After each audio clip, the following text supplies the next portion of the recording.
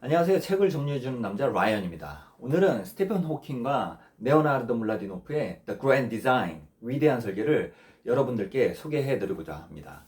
우리는 과학기술을 연구를 할 때, 그리고 공부를 할 때 두 가지 정도를 기대할 수 있습니다. 첫 번째는 기술의 발전입니다.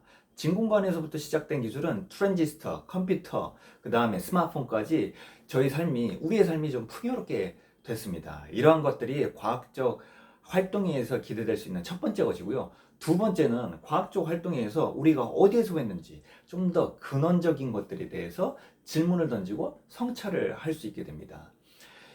사실 예전에는 이러한 것들이 좀 더 밝히기가 어렵기 때문에 질문이 막히게 되면은 철학적 사유나 종교적 사유에 의해서 이러한 두 번째 존재적 가치를 밝혀나오곤 했습니다. 그런데 저자에 의하면은 우리가 어디에서 왔는지 이러한 것들이 더 이상 철학적 사유에 고민될 필요가 없다. 즉 이러한 것들은 과학적 발견에 의해서 과학적 노력에 의해서 밝혀질 수 있다라는 점을 과감히 선포를 합니다.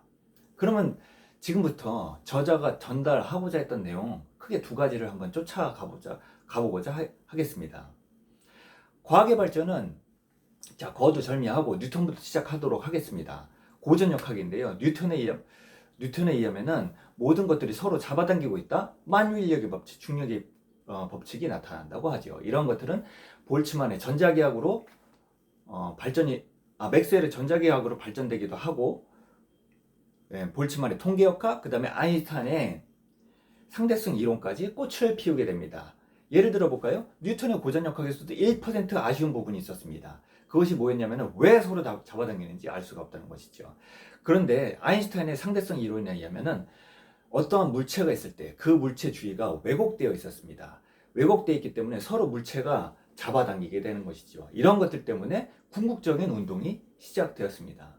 그러나 이러한 거시세계의 운동은 아주 미시세계에서는 들어맞지 않게 되었습니다. 하이젠베르크에 의하면은 우리가 어떤 물체의 위치와 그 운동량을 정확히 한꺼번에 파악할 수 없다라는 것을 제시를 했습니다. 바로 불확정성의 원리입니다. 물체가 여기 있는데 볼 수가 없거나, 그러니까 어디 있는지 확인이 안 되거나, 아니면 어떻게 운동하고 있는지 운동량을 알 수 없거나 그렇다는 것입니다. 이거 좀 이야기가 쉽지가 않죠. 그럼 다시 태엽을 좀 더 뒤로 돌려가 보도록 하겠습니다.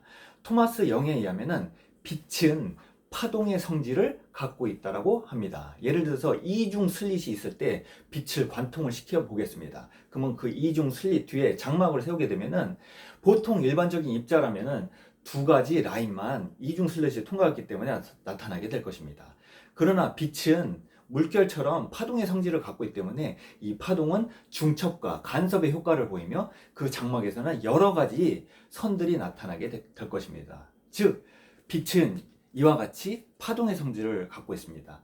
다른 한편으로는 아인슈타인의 광양자설처럼 빛은 입자의 성질도 갖고 있습니다. 즉, 빛은 입자와 파동의 두 가지 성질을 동시에 다 갖고 있다라는 것을 의미합니다.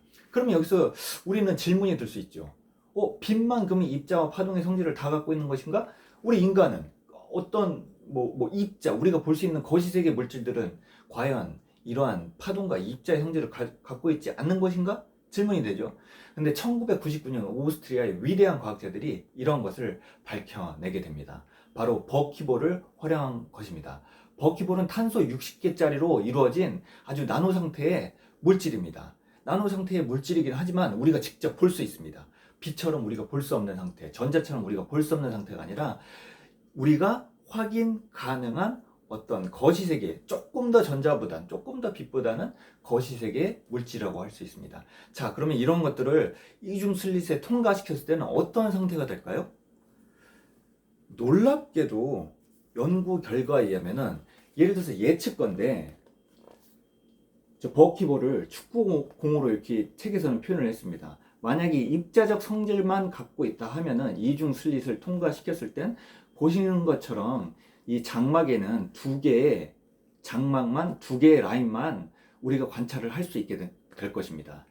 그러나 이중 슬릿 실험에서 버키볼을 활용한 실험에서는 놀랍게도 보시는 것처럼 다양한 선들이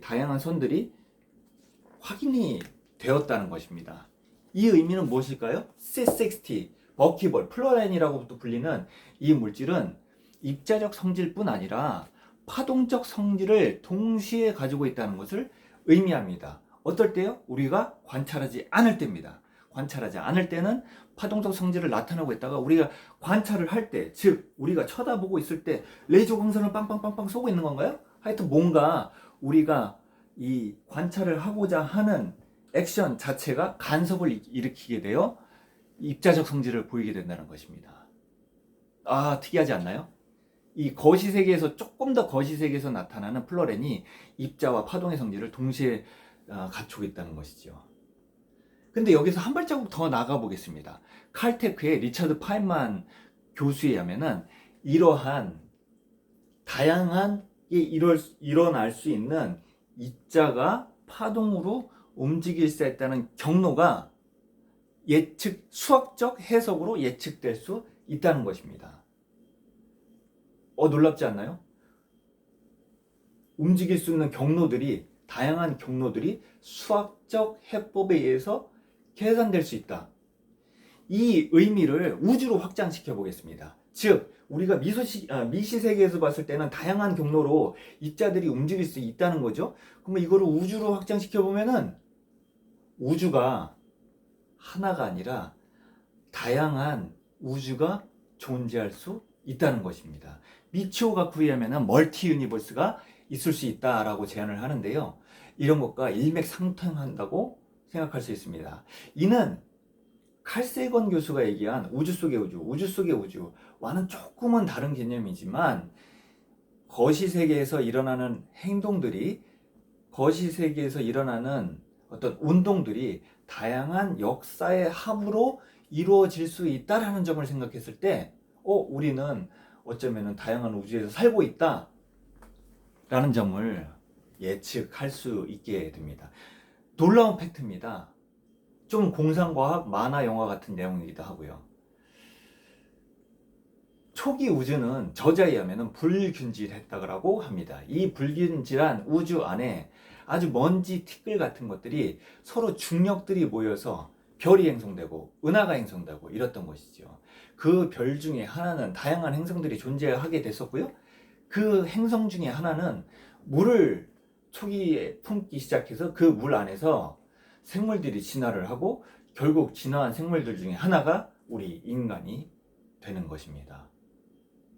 전 저자의 이 사유, 이 성찰에 놀라움을 갖게 됐습니다. 현재 지구에 우리가 살고 있는 것을 태엽을 거꾸로 감아갔을 때 초기 우주는 어떨 것이며 우리 전체 우주는 어떤 형태로 존재하게 될지 아주 어렴풋이나마 우리가 상상을 하게 되는 것이죠. 이는 분명히 단순히 그냥 어쩔 것이다 라고 생각하는 철학적 사유, 종교적 사유와는 분명히 다른 부분이라고 생각을 합니다. 이번 책 조금 읽기에 어렵기도 합니다. 근데 저자의 어떤 메시지를 지속적으로 따라가면은 분명 재밌는 책이라고 생각됩니다. 그렇기 때문에 여러분들에게 한번 읽도 권장드리고요. 여기까지 책을 정리해주는 남자 라이언이었습니다. 감사합니다.